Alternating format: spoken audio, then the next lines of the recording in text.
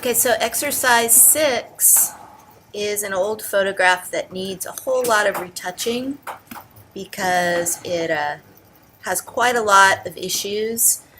The negative on the photo must have been really dusty when they developed it. All those little specks are dust.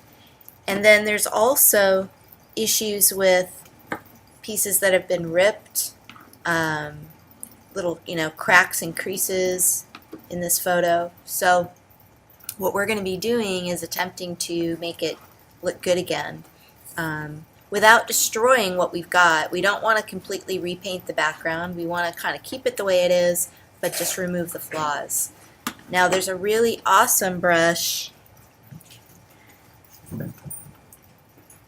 Okay, so anyways, so we want to use the spot healing brush for this. And that one's a really nice tool. It's probably becoming one of my favorites because it can do a whole lot. But basically you're going to go ahead and click that, and as you go to paint, you don't want to use too big of a brush. There's a new feature called Content Aware that I would click this little guy because it can really look at what's around it and try to replicate it. So give that a shot, try it. If it's messing up, just turn it off. But basically what you do is you just click, and I'm going to zoom way in so you can see it. Having your navigator open at this point would be good too. So that's right here. It looks like a little wheel, like a ship wheel. If it's not open, you'll find it under Window Navigator.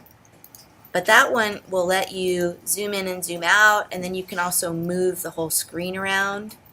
So you can really see all the dust. And then you can use the little slider to zoom in and zoom out too. I wouldn't zoom in to the point of just seeing pixels, because then of course you won't be able to edit it. So make sure you can still see it well, but you do need to be close to really tell what's going on. Now this spot healing brush basically takes and it gets rid of little dots that are wrong. So as you click, it'll go in and it will simply remove them for you. You can do a little bit of painting too if you want to.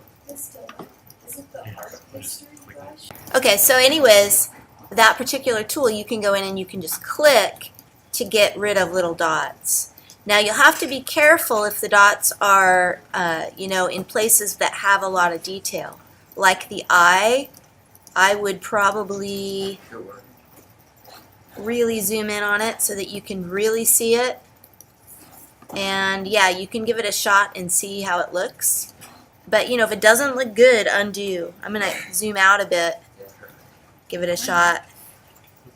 It kind of obscures the eye a little bit. I don't think I would do that. So instead, I would switch to clone for this.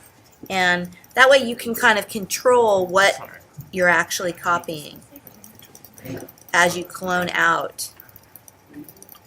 Just really grab close to the areas that you're cloning. Small brush if you need to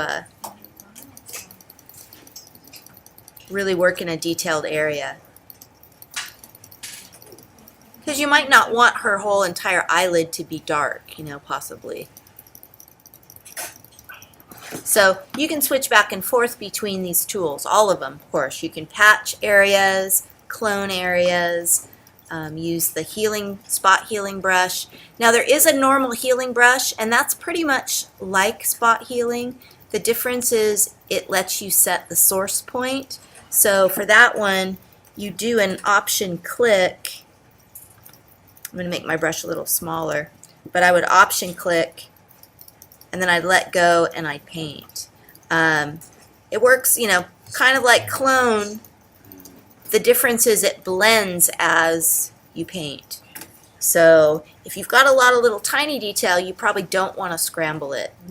You also don't want to use these healing brushes on areas like this here where we've got a whole lot of section. Go through with these and go and clone. So I'll switch back to clone. and go in and get those cloned out.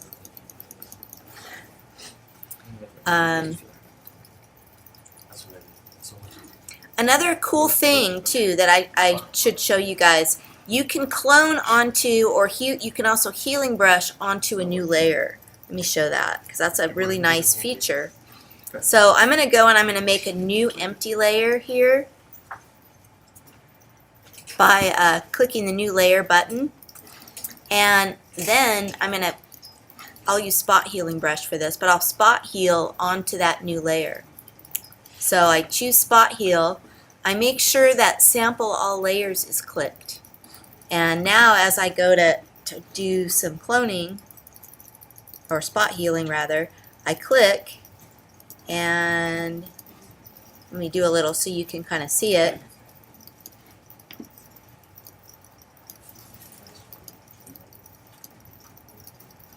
So as I remove these pieces, it's painting it all on its own layer.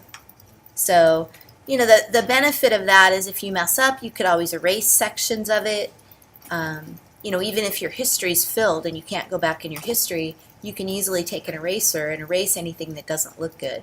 So it also keeps your original photo exactly how it was to start, so you're not destroying that image, which could be a good option for you. So that's just simply make a new layer by clicking the new layer button down here. So far we've only really been using this to copy things.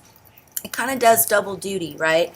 You can drag things down and copy, or you can just click it and it'll make an empty new layer.